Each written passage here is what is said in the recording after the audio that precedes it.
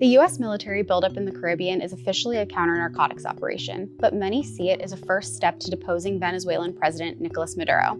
Ryan, is the U.S. trying to bring about regime change in Venezuela?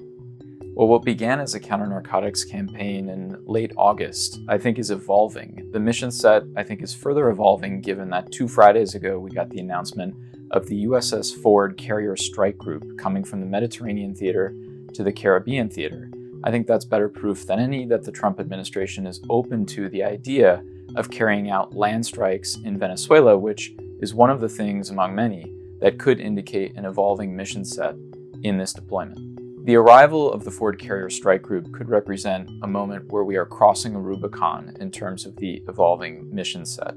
These are very precious naval assets. There are only 3 of them deployed at any one point in time for the United States Navy.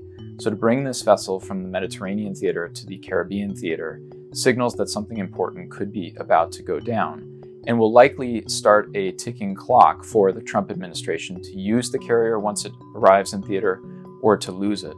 I estimate that that time window is about 1 month for the Trump administration.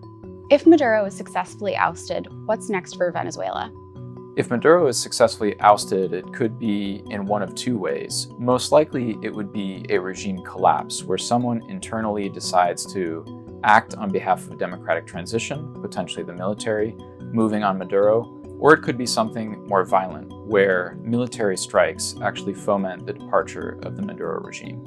In either case, it would be unclear what comes next, but there is at least a democratic opposition that won an electoral mandate in last year's July presidential election, waiting in the wings to try to take over the apparatus of state.